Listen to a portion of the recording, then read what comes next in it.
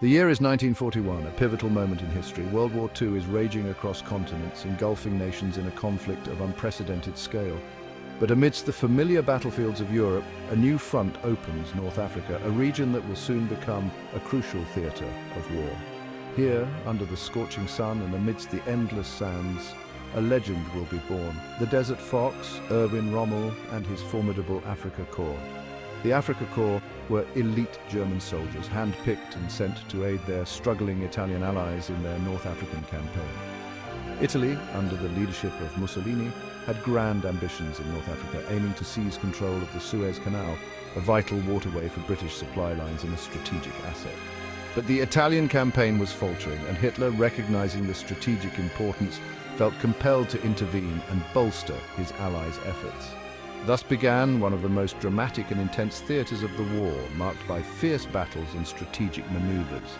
The vast, unforgiving desert became a battleground for tanks, planes, and brave soldiers from both sides, each fighting for dominance in the harshest of conditions.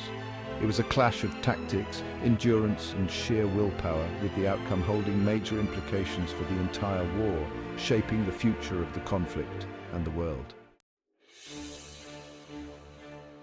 Why did this distant desert hold such importance? For Germany, propping up Mussolini's regime was key. A collapse of Italy would open up a dangerous southern front for Hitler. Controlling North Africa also meant controlling the Suez Canal. The Suez Canal was Britain's lifeline to its colonies in India and the Far East. Seizing it would cripple British logistics and potentially force them to negotiate.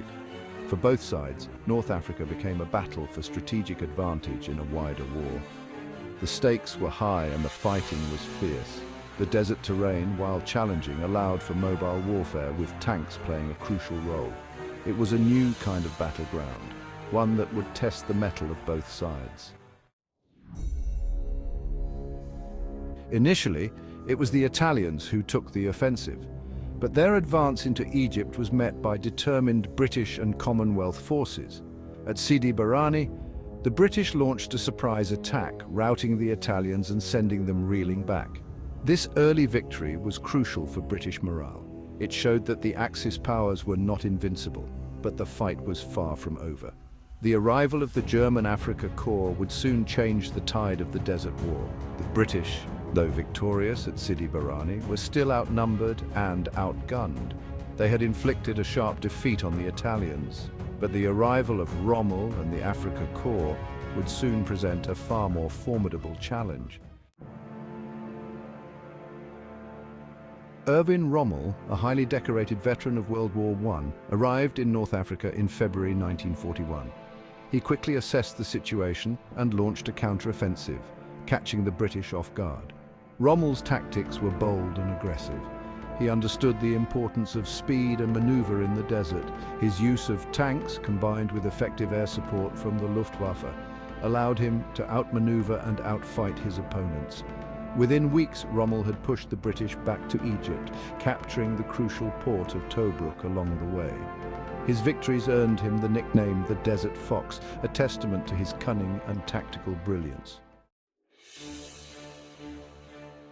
Section 5. Back and forth in the sand, Tobruk and Gazala. The siege of Tobruk became a turning point in the campaign. Rommel's forces surrounded the city, but the Australian defenders held firm, denying the Germans a crucial port and tying down valuable troops. The siege dragged on for months, becoming a symbol of Allied resistance. Meanwhile, both sides regrouped and prepared for the next round of fighting. The battles that followed, like the Battle of Gazala, were characterized by fluid movements, flanking maneuvers, and daring attacks. The desert became a giant chessboard, with Rommel and his British counterparts constantly trying to outwit each other. The outcome of the campaign hung in the balance, with each battle bringing heavy casualties but no decisive victory. Section 6. The stakes rise, El Alamein, and a turning point. By mid-1942, the situation had reached a critical juncture. Rommel's forces were on the outskirts of El Alamein, just 60 miles from Alexandria and the Suez Canal. The fate of Egypt and perhaps the entire war hung in the balance. The First Battle of El Alamein in July 1942 ended in a stalemate, but it bought precious time for the Allies to reinforce and regroup. A new commander, General Bernard Montgomery, arrived to take charge of the British Eighth Army. Montgomery was a meticulous planner, in stark contrast to Rommel's more impulsive style. He understood that the Eighth Army, now reinforced and better equipped, had to fight a different kind of battle. While Rommel was a master of desert warfare, he faced a critical disadvantage: supplies. The Afrika Korps was heavily reliant on a long and vulnerable supply line stretching across the Mediterranean. The Allies, with their superior naval power, were able to intercept and sink many of the Axis supply ships. This chronic shortage of fuel, ammunition and reinforcements would prove to be a major factor in the eventual Axis defeat in North Africa. Despite the growing logistical challenges, Rommel remained a formidable opponent. His ability to inspire his troops and achieve the unexpected continued to pose a serious threat to the Allies.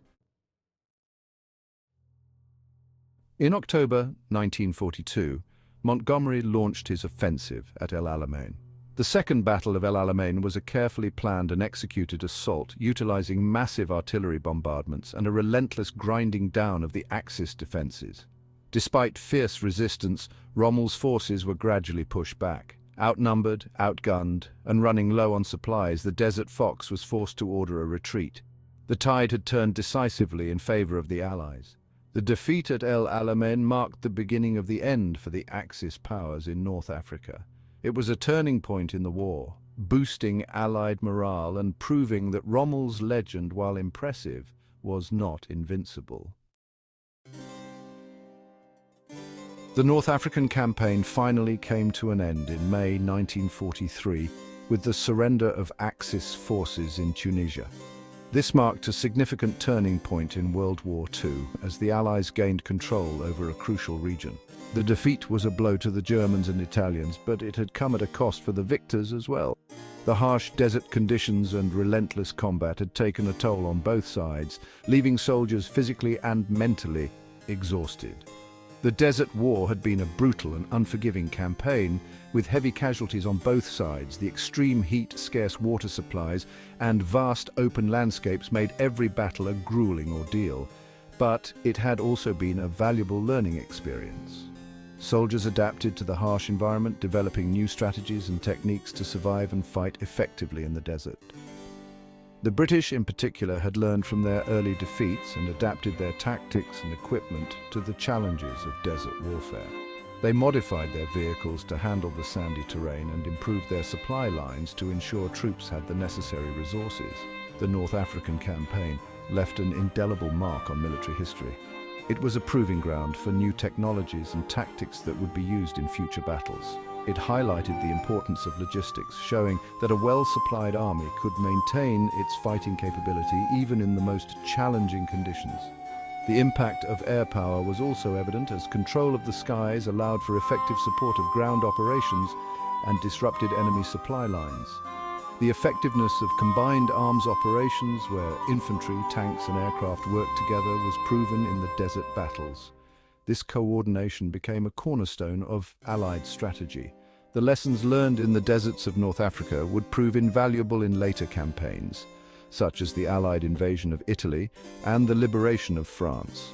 These experiences helped shape the strategies that ultimately led to the Allied victory in Europe.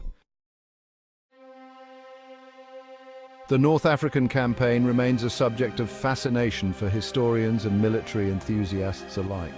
This theatre of war, often overshadowed by the European and Pacific fronts, was a critical battleground that tested the mettle of both Axis and Allied forces. It was a clash of titans, a test of wills in one of the harshest environments on Earth. The unforgiving desert terrain, with its scorching heat and vast expanses, posed unique challenges that required innovative strategies and sheer determination.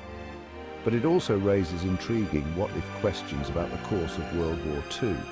The strategic importance of North Africa cannot be overstated, as control over this region meant access to vital supply routes and resources. What if the Axis powers had captured the Suez Canal? This crucial waterway was the lifeline for British colonial interests and a gateway to the Middle East's oil reserves. Would it have forced Britain to the negotiating table? The loss of the Suez Canal could have severely crippled the British war effort, potentially altering the balance of power in the Mediterranean. Could Rommel's victories have emboldened other countries to join the Axis cause? The Desert Fox's tactical genius and early successes inspired both fear and admiration, potentially swaying neutral nations. While we can never know for sure, one thing is clear. The North African campaign played a pivotal role in shaping the outcome of the war. The battles fought here were not just about territory, but about morale and momentum. The victory in North Africa provided a much-needed boost to the Allied war effort, paving the way for future victories in Europe. It marked the beginning of the end for the Axis powers in the Mediterranean. It demonstrated the resilience of the human spirit and the importance of determination in the face of adversity. The soldiers who fought in the desert endured unimaginable hardships, yet their resolve never wavered. The desert sands may have long since settled, but the legacies of those who fought and died there continue to resonate today. Their sacrifices and stories remind us of the enduring impact of the North African campaign on the broader narrative of World War II.